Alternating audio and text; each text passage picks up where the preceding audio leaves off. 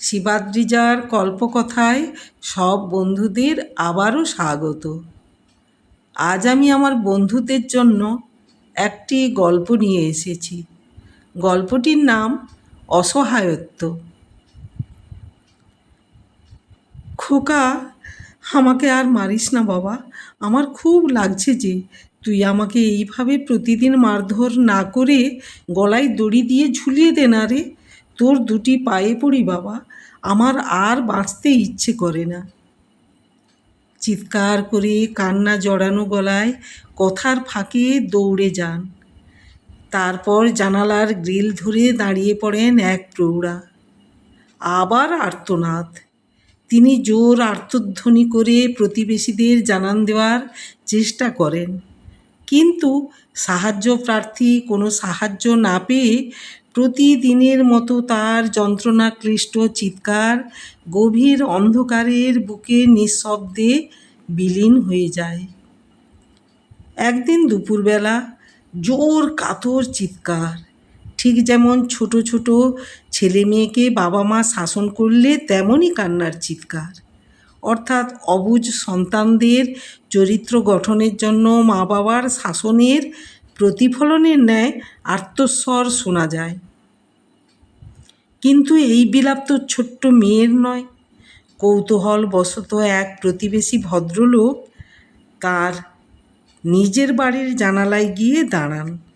কারণ কলকাতা শহরের জীবনধারা অনুযায়ী কোনো প্রতিবেশী আর একজন প্রতিবেশীর পরিবারের ব্যাপারে নাক গলাতে পারেন না।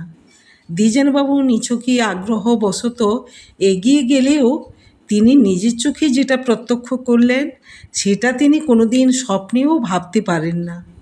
তিনি দেখেন প্রতিবেশী দীপকবাবু এবং তাঁর স্ত্রী সবিতা দেবী দুজনে মিলে দীপকবাবুর মাকে বলপূর্বক তাদের বলিষ্ঠ হাতের বেষ্টনীতে পাকড়াও করে রেখেছেন। আর দীপকবাবু ডান হাতের সাহায্যে তার মা অর্থাৎ লতিকা দেবীর পায়ে জোরে জোরে বেত্রাঘাত করে চলেছে, ঠিক যেন পলায়নরত কোনো অপরাধীকে কবজা করে নিজেদের আয়ত্তে এনে শাসন করে চলেছেন। অথবা ঠিক পুরনো দিনের শিক্ষকদের ন্যায় ছাত্রছাত্রীদের সুচরিত্র গঠনের জন্য বিদ্যালয়ের শাসন চলছে। আর লতিকা দেবী আত্মরক্ষার জন্য হাহাকার করছে। খোকা, তোরা আমায় যেটা বলবি আমি তাই করব, শুধু আমাকে তোরা ছেড়ে দে, এভাবে মারিস না। আমি আর বাইরে যাওয়ার চেষ্টা করব না, না হলে তোরা আমাকে একটু বিষ এনে দে, সেটা খেয়ে আমি বেঁচে যাব। দ্বিজেনবাবু আর নিজেকে ধরে রাখতে পারলেন না। কয়েকদিন আগে পর্যন্ত তিনি লতিকা দেবীকে সুস্থ অবস্থায় নাতিকে নিয়ে বেড়াতে দেখেছেন। হঠাৎ কি হলো, দৌড়ে গেলেন বটে, কিন্তু লতিকা দেবীকে উদ্ধারের আগেই তিনি অপমানিত হয়ে ফিরে আসেন। কোনো বাড়িতে অপ্রীতিকর ঘটনা ঘটলে পাড়া প্রতিবেশীদের মধ্যে একটা চাপা গুঞ্জন থাকে। তার মধ্যে বাড়িটি যদি নিজেকে অত্যাধুনিক এবং রুচিশীল মনে করে থাকে, সেই বাড়ির প্রতি বাড়তি আগ্রহ সবারই থাকে। পুরনো কলকাতার সীমারেখা আগে সীমিত ছিল। তখন প্রত্যেক বাসিন্দারা তাদের নিজেদের সামাজিক মর্যাদা বজায় রেখে চলতেন। তাই পাশের বাড়ির পরিবারের ব্যাপারে কেউ উৎসাহ দেখাতেন না। তবে আদি কলকাতা শহর বেশ বিস্তৃত হওয়ায় কিছু কিছু অংশ শহরতলিতে রূপান্তরিত হয়ে কলকাতার মধ্যে পড়েছে। তাই বর্তমান প্রতিবেশীদের মধ্যে রীতিনীতিরও পরিবর্তন এসেছে এবং মানসিকতাও কিছুটা শিথিল হয়েছে। বর্তমান প্রতিবেশীদের মধ্যে খোঁজ খবরের ব্যাপার থাকলেও কিছু কিছু পরিবার এখনও দূরত্ব বজায় রেখে চলতে ভালোবাসে। দীপকবাবুদের পরিবার ঠিক এই পর্যায়ে পড়েন। উনাদের পূর্বপুরুষের বাস ছিল পুরনো কলকাতায়। দীপকবাবুর বাবা দীনেশবাবু আদি কলকাতার পৈতৃক ভিটে ছেড়ে শহরতলিতে একটি 7 কাঠার প্লট কিনে বাড়ি করে উঠে আসেন। উনি মনে করতেন বড় জায়গা জুড়ে বাড়ি ও গাছগাছালিতে ভর্তি থাকলে অক্সিজেনের অভাব হয় না। সেই মানসিকতা থেকে তিনি এসে বাস করলেও তার নিজের পরিবারের ঐতিহ্য মেনে চলতেন।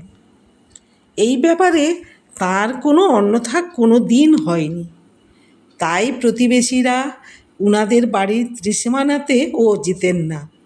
দীনেশবাবু কিন্তু জমিটি কিনেছিলেন স্ত্রী লতিকা দেবীর নামে। তখন লতিকা দেবী এবং দীনেশবাবুর 3টি সন্তান। প্রথম সন্তান মেয়ে কণিকা, দ্বিতীয় সন্তান ছেলে দীপক এবং সবচেয়ে ছোট হলো মেয়ে ঋতিকা।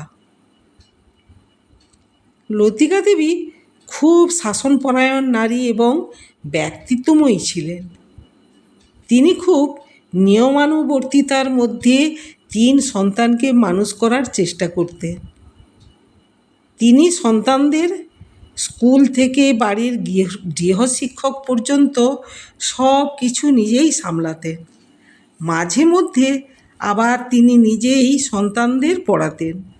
দীনেশবাবু তাঁর ব্যবসা নিয়ে সারাদিন ব্যস্ত থাকতেন। যখন ওনারা বাড়ি করে উঠে আসেন তখন 3 ছেলে মেয়ে বেশ ছোটই ছিল।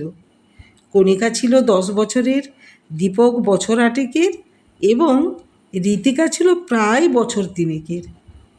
তিনি 3 ছেলে মেয়েকে খুব কড়া শাসনের মধ্যে মানুষ করলেও দীপকের প্রতি তার বাড়তি কড়া নজর ছিল।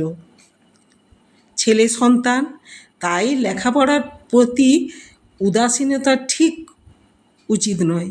পরিবারের অত বড় ব্যবসা সামলানোর জন্য তো অবশ্যই যোগ্যতা লাগে। সেই জন্য মায়ের কড়া শাসনের মধ্যে তার বড় হওয়া। বেশ কয়েক বছর পর কণিকা তখন কলেজে BA সেকেন্ড ইয়ারে পড়ে। সেই বছরই কণিকার গ্র্যাজুয়েশন কমপ্লিট হয়ে যাবে। কলেজে একটি শিল্প প্রদর্শনীর আয়োজন হয়। সেখানে অতিথি হিসেবে উপস্থিত ছিলেন কুন্তল। অল্প আলাপে কণিকা কুন্তলের প্রেমে পড়ে যায়। জীবনের প্রথম ভালো লাগা।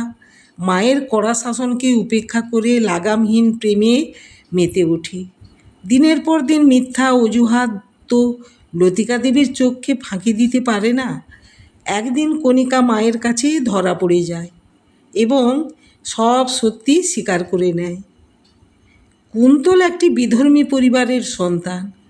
আর্ট কলেজের প্রফেসর হলেও বৈদ্য গোঁড়া পরিবারের কোনো সদস্যই ব্যাপারটা ঠিক মেনে নিতে পারেননি।